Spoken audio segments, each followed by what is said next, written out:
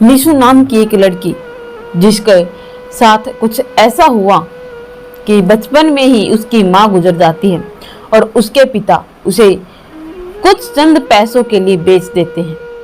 लेकिन बेचने के बाद भी वह लड़की हार नहीं मानती, बल्कि एक जानी मानी एक्टर बनकर दिखाती है, जो बहुत फेमस होती है।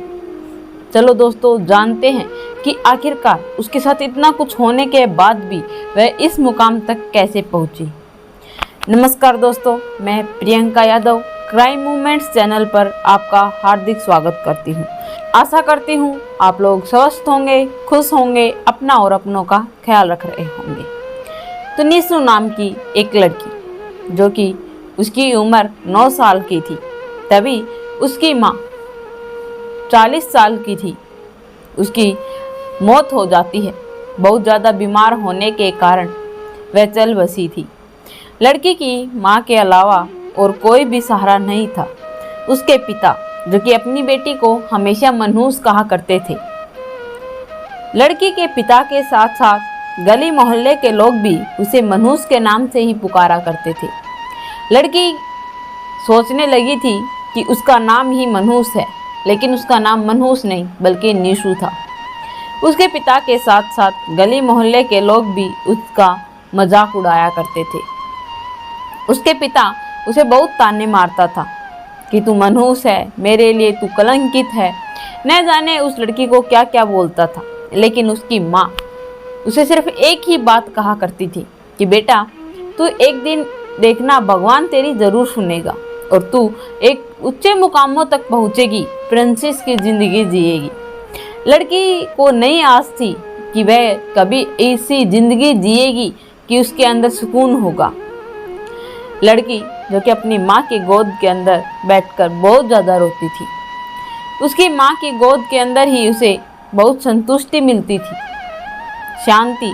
उसे जो अपनी माँ के गोद में मिलती थी, वह पूरे गांव के अंदर उसे कहीं नहीं मिलती थी। जहां देखो उसे तानों के अलावा कुछ नहीं सुनाई देता था। लड़की के पिता, जब लड़की की माँ उसे पढ़ाना चाहती थी, तो उसके पिता ने यह कहकर मना कर दिया कि यह मनहूस है, ये स्कूल जाकर क्या करेगी, मैं अपने पैसे यूं बेकार में खर्च नहीं कर सकता हूँ, मेरे पास फिजूल खर्ची के लिए पैसे नहीं हैं। लड़की की इसमें क्या गलती थी? लड़की तो एक ईमानदार लड़की थी, पढ़ना चाहती थी, लिखना चाहती थी, कुछ करना चाहती थी, लेकिन उसके पिता ने उसे कभी अपनाया ही नहीं। क्योंकि उसकी माँ, जो कि उसको जब जन्म देती है, तो डॉक्टरों को ये कहना था कि लड़की के होने के बाद माँ की हालत बहुत ख़राब हो चुकी है, तो माँ को बचाने के लिए उनकी बच्चेदानी निकालनी पड़ेगी। बच्चेदानी निकालने के बाद अब उसके कोई भी और बच्चा हो नहीं सकता था। इसीलिए पिता उसे मनहूस के नाम से बुलाया करते थे, क्योंकि उसे अपना वंश बढ़ाने का एक वारिस चाहिए था, जो कि अब उसकी माँ नहीं दे पा रही थी। वह दोनों माँ बेटियों के साथ बहुत ज़्यादा अत्याचार करता था। लड़की तो सहती रही, लेकिन माँ बीच ही जिंदगी के अंदर दम तोड़ गई। पिता, जो कि अपनी पत्नी को दिन भी नहीं होने देता, उससे पहले ही वह किसी और लड़की के साथ शादी कर कर उस घर के अंदर आता है। निशु तब यह सब कुछ देखती है तो वह सोचती है कि शायद पापा माँ के मरने का ही इंतज़ार कर रहे थे। न जाने मेरी सौतेली माँ कब से यहाँ आकर राज कर लेती, बस मेरी माँ भगवान को प्यारी नहीं हुई थी। लड़की यह सोचकर बहुत रोती है। वह रोते रोते सिर्फ एक ही बात सोचा करती थी कि शायद अब मुझे पापा अपना लेंगे, मुझे एक बार गले लगाकर कहेंगे कि बेटा रो मत, मैं हूँ तेरे लिए। लेकिन लड़की की यह सारी सोच बिल्कुल गलत थी। वह तब बाहर जाती थी तो वह देखती थी कि वह लड़कियाँ, जो कि अपने प्यार के लिए अपने पिता को छोड़ देती हैं, वह उन लड़कियों को देखती थी जिनके पिता उन्हें नाजों से पाल रहे थे, उनके गले लग रहे थे। वह भी एक बार अपने पिता के गले लगना चाहती थी, लेकिन उसका पिता, जो कि उसे कभी प्यार तो क्या, प्यार भरी नज़रों से भी नहीं देखा। लड़की रोती रही, तड़पती रही, माँ की याद उसे सताती रही। उसका तो उस घर के अंदर रोना भी बंद था। उसकी माँ को याद करके वह एकांत में रो भी नहीं सकती थी, क्योंकि उसकी जो सौतेली माँ थी उसका कहना था कि यह लड़की सच में मनहूस है। मैं तब से इस घर के अंदर आई हूँ, मेरी तबीयत ही ठीक नहीं रहती है। लड़की को उसके पिता के साथ साथ अब उस एक और इंसान का सामना करना पड़ रहा था। उसके पिता तो उसे डांटते फटकारते थे, लेकिन उसकी सौतेली माँ उसको मारती पीटती भी थी और सारा घर का काम करवाती थी। लड़की 12 साल की हो गई थी। एक दिन वह अपनी माँ को याद करके एक कोने के अंदर 1.5 घंटे तक रो रही थी। 1.5 घंटे के बाद वह जब बाहर आती है तो उसकी सौतेली माँ उसकी चुटिया पकड़कर घर के बाहर लेकर आती है और उसे बहुत मारती है। लड़की बहुत रोती है। तभी उसकी सौतेली माँ कहती है कि न जाने कितने यार पाल रखे हैं और न जाने किस किस के साथ मुंह काला कर कर आई है। न जाने पूरे दिन कहाँ गुम रहती है, न तो कोई काम करती है, न किसी का कहाँ मानती है। लड़की को यह तक नहीं पता था कि यार बनाना क्या होता है, प्यार क्या करना होता है। पूरे दिन गायब रहती है। उसका सिर्फ एक ही जवाब था कि मैं कहीं नहीं गई। मैं घर के अंदर अपनी माँ को याद कर कर रो रही थी, लेकिन उसकी बात पर कोई विश्वास करने को तैयार नहीं था। उसके पिता, जो कि अपनी पत्नी की ओर ही था, उसके ये कहने पर कि अपनी बेटी पर लगाम दो, इसकी लगाम थोड़ी ढीली हो रही है, कल अगर कुछ कर गई तो हमारे गांव के अंदर बदनामी हो जाएगी। यह सुनते ही पिता को एक मौका मिल गया। उसने अपनी बेटी को घसीटते हुए एक कमरे के अंदर बंद कर दिया। सुबह होती है। सुबह होते ही एक पंडित वहाँ पर आता है और उसकी सौतेली माँ उसे कहती है कि आज तेरी शादी है। निशु ये सुनकर घबरा जाती है और पूछती है कि शादी क्या होती है। उसने सोचा था कि कुछ काम है जिसे माँ कह रही है मुझे करना होगा, शायद इसी बहाने मैं घर से थोड़ा बाहर तो निकल पाऊंगी। जिस कैद के अंदर मैं रह रही हूँ उससे बाहर छुटकारा तो पा पाऊंगी। लेकिन उसे नहीं पता था कि शादी करना क्या होता है। उसे कुछ मेकअप सेकअप लगाकर तैयार किया जाता है। हल्का लाल रंग का जोड़ा पहनाकर उसे तैयार कर कर बाहर लेकर आया जाता है। पंडित की नज़र तब उस लड़की पर पड़ती है तो पंडित कहता है कि साहब, आप यह सब कुछ क्या कर रहे हो?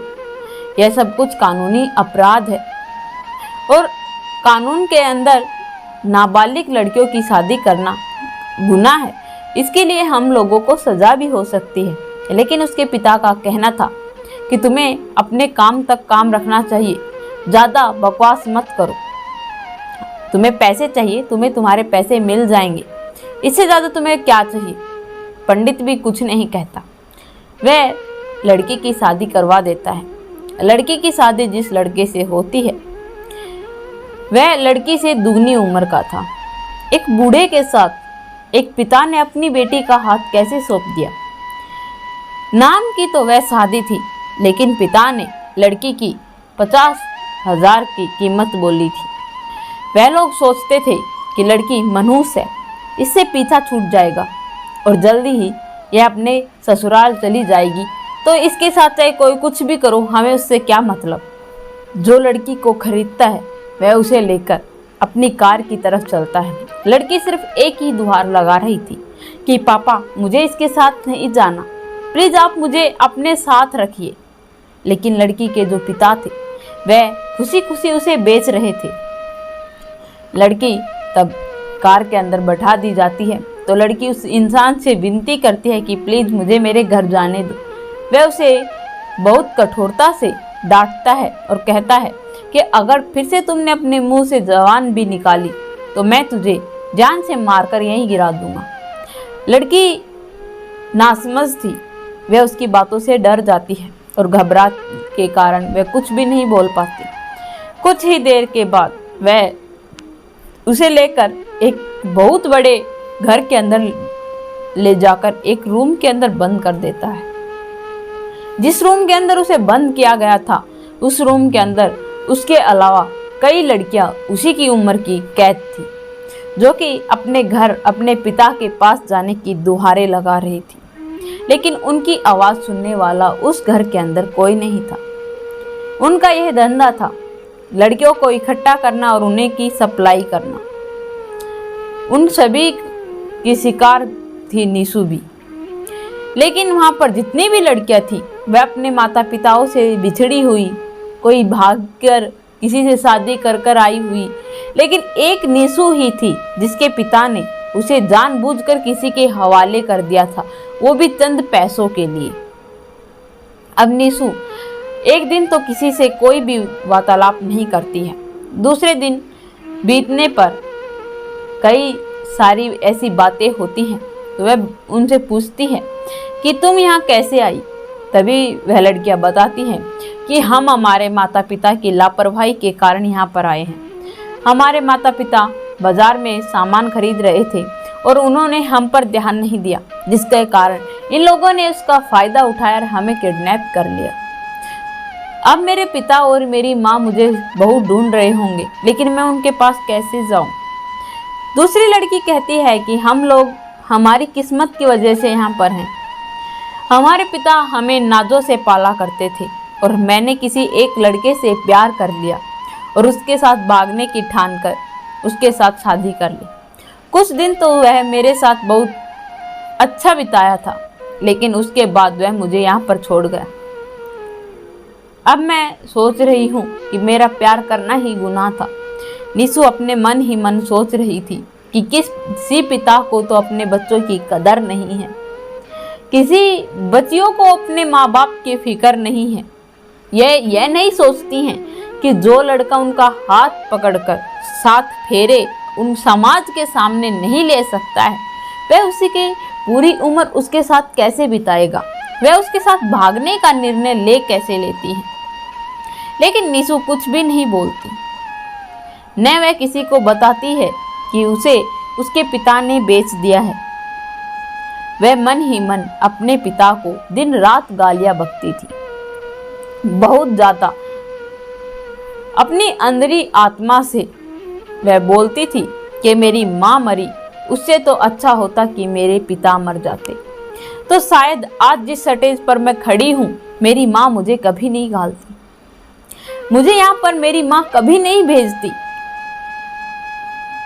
लेकिन अब वह वहाँ से निकल नहीं पाई। एक दिन उनके रूम के अंदर एक नर्स आती है, वह उन्हें बेहोशी का इंजेक्शन लगाती है। बेहोश होने के बाद उन्हें नहीं पता वह कहाँ पर थी। वह तब होश में आती है तो उनके पास ढेर सारा खाना रखा हुआ था, लेकिन उन लोगों को नहीं पता था कि तब वह सोकर उठी तो उनके पेट के अंदर इतनी भूख ज़्यादा क्यों जागरूक हो रही है। वह बहुत सारा खाना खाने लगती हैं। 1 साल तक डेली नर्स आती, उन्हें इंजेक्शन लगाती। लड़कियां जितने इंजेक्शन लगते उनसे ज़्यादा वह खाना खाती। अति अधिक खाना खाने के कारण उनकी जो उम्र थी वह बढ़ने लगी। जो दुबली पतली लड़कियां थी उनका मोटापा बढ़ने लगा। वह लड़कियां 12 की साल में 15 की उम्र की लग रही थी। धीरे धीरे समय बीतता गया। लड़कियां अब तैयार हो चुकी थी। उनका मालिक एक दिन उन्हें कार में बैठाकर एक ऐसे घर पर लेकर जाता है, एक ऐसे मोहल्ले के अंदर लेकर जाता है जिसे देखकर उन लोगों को कुछ समझ नहीं आ रहा था। उस मोहल्ले के अंदर पान की दुकान, कुछ ऐसे फूल जिनमें अजीब सी महक आती थी, गजरे, इत्र, इनके अलावा वहाँ पर कोई भी दुकान नहीं थी। वह देखकर यह बहुत ज़्यादा आश्चर्य कर रही थी कि किसी गली मोहल्ले के अंदर ऐसी चीज़ें कौन खरीदता होगा। वहाँ पर हर एक इंसान उन्हें अजीब गरीब निगाहों से देख रहा था।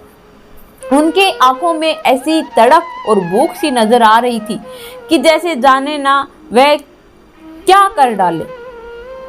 यह सब कुछ उन्हें नहीं समझ आ रहा था। धीरे धीरे आगे बढ़ने पर उन्हें पता चलता है कि एक पुरानी सी हवेली के अंदर उनका मालिक उन्हें लेकर जा रहा है। वहां पर सफेद रंग के कालीन बिछे हुए थे। एक टपली वाला अपनी टपली बजा रहा था। एक हारमोनियम वाला उसमें सुर में सुर मिला रहा था। कुछ लड़कियां जो नृत्य करना सीख रही थी और एक 35 उम्र की लेडीज लाल रंग की साड़ी, कद काठी, अच्छी खासी थी, मुंह पर अत्यधिक मेकअप पूत कर बैठी थी, मुंह में पान चबा रही थी। वह उन्हें देखती है और देखते ही हंसने लग जाती है और उनके सेठ से पूछती है, सेठ बता कितने पैसे लेगा, लड़कियां मुझे पसंद है। वह लड़कियों को खरीद लेती है। लड़कियां खरीदने के बाद 1 साल तक वह उन्हें नृत्य करना सिखाती है, कुछ ऐसे काम करना सिखाती है। लड़कियां तब तैयार हो जाती है तो वह अब उन्हें कोठे पर बैठा देती है। लड़कियां जो कि इन सभी चीज़ों से बहुत ज़्यादा अनजान थी, नीसू के साथ एक व्यक्ति ने ज़बरदस्ती एक रात गुजारी। नीसू बहुत मना करती है, लेकिन उस व्यक्ति का कहना था कि मैंने तेरी दुगनी कर रकम दी है, कोई एहसान नहीं कर रही हो मुझ पर, मैंने तुम्हारे ये नखरे उठाने के लिए तुम्हें पैसे नहीं दिए हैं। नीसू को लग रहा था कि यह लोग जब दरवाजे के बाहर अपनी चप्पल उतार कर आते हैं, शायद हया और शर्म वहीं पर उतार कर आते हैं। वह चाहे लड़की कितनी भी तड़फे, गिड़गिड़ाए, रोए, अपना दुखड़ा सुनाए, वहाँ पर लड़कों को कोई भी उनसे मतलब नहीं होता था। उनकी आंखों में हवस सा दिखाई देता था जो कि उन लड़कियों पर टूट कर पड़ता था। नाजुक कलियां थी, वे टूट कर बिखर जाती हैं, बहुत रोती हैं, गिड़गिड़ाती हैं, लेकिन अब तो उनका रोज का काम हो गया था। और व्यक्ति भी वह आते थे जिनकी आधी से ज़्यादा उम्र गुजर चुकी थी, रंग काला, लंबे ठाडे, ऐसे लड़कों के साथ उन्होंने रात गुजारनी पड़ती थी। तब वह बाहर की दुनिया देखती, उन औरतों को देखती जो कि मान और सम्मान के साथ अपनी जिंदगी जी रही हैं। उन्हें देखकर वह बहुत रोती थी कि काश मेरी जिंदगी भी ऐसी मान सम्मान की हो।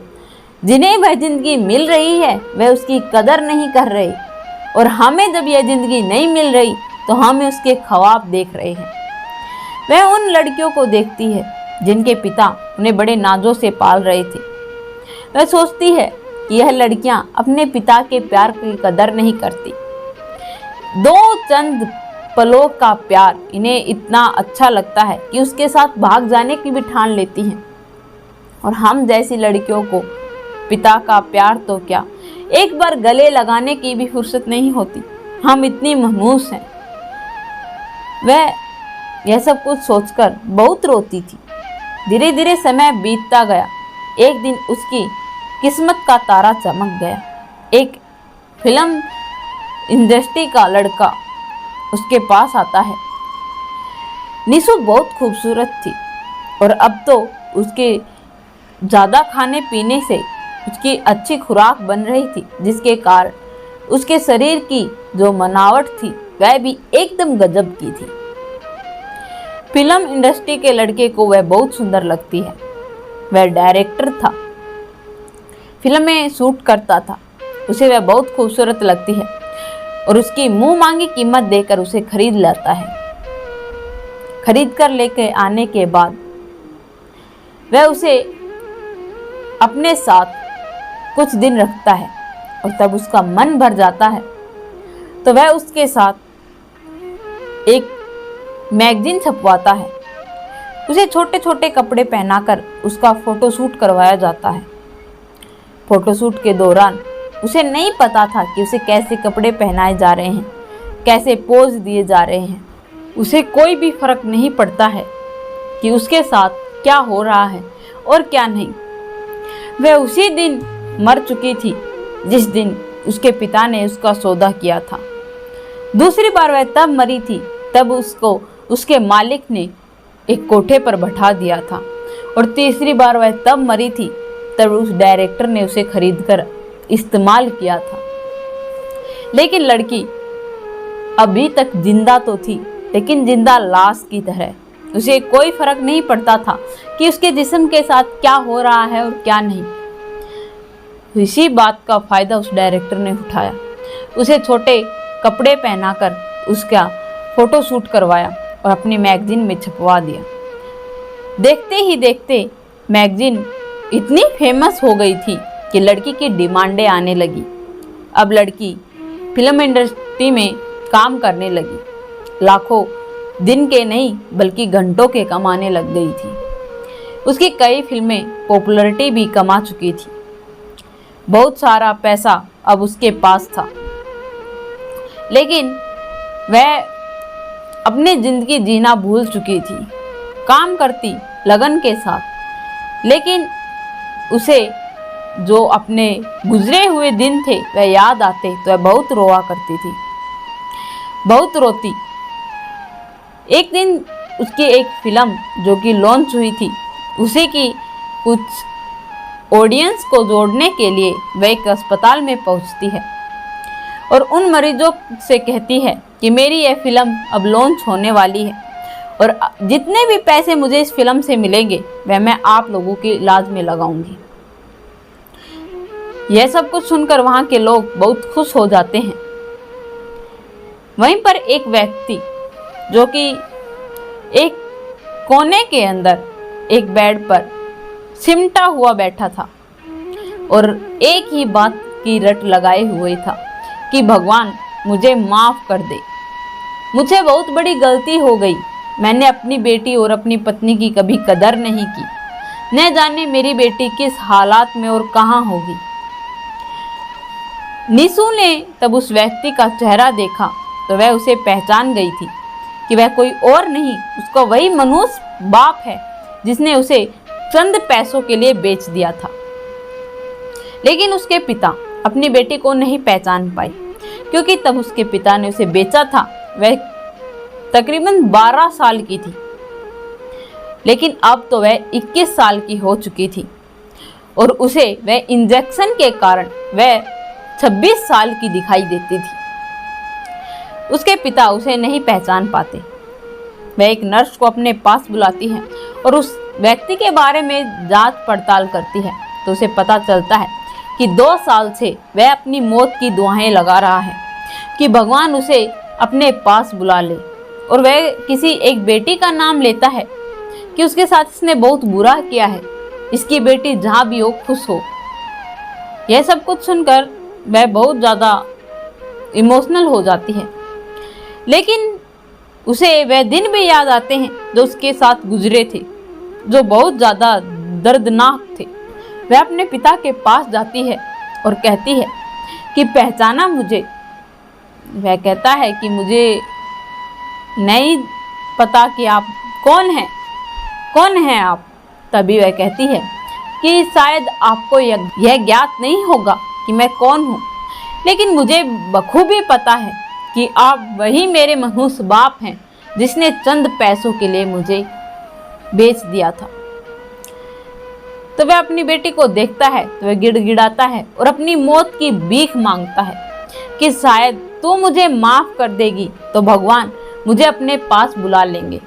लेकिन लड़की जो कि ऐसा नहीं करती है, वह अपने बाप को वहीं पर तड़पने के लिए छोड़ देती है और कहती है कि जो आपने मेरे साथ किया वह बिल्कुल भी सही नहीं था और उसके लिए आपके पास माफ़ी का तो कोई चेहरा ही नहीं है, और अगर आप मुझे माफ़ी मांग रहे हो तो मैं आपको माफ़ी कभी भी नहीं दूंगी। लड़की तब अपने पिता को इस स्टेज पर देखती है तो वह अब अपनी ज़िंदगी जीने का दोबारा फैसला करती है कि भगवान सबकी परीक्षा लेता है और उनका गुनाह इसी जन्म में उन्हें दे देता है। वह अपनी ज़िंदगी अब एक नए सिरे से शुरू करना चाहती थी। उसने एक अच्छे खासे लड़के से शादी की और अपना अच्छा सा जीवन व्यतीत करने लगी। उसके पिता जो कि बहुत ज़्यादा दर्दनाक मौत मिली। तो दोस्तों, आप लोगों को यह कहानी कैसी लगी कमेंट में लिखकर ज़रूर बताना। वीडियो को लाइक करना, चैनल को सब्सक्राइब करना, बेल नोटिफिकेशन को ऑन करना ताकि मेरी हर वीडियो जल्द से जल्द आप लोगों तक पहुंच पाए।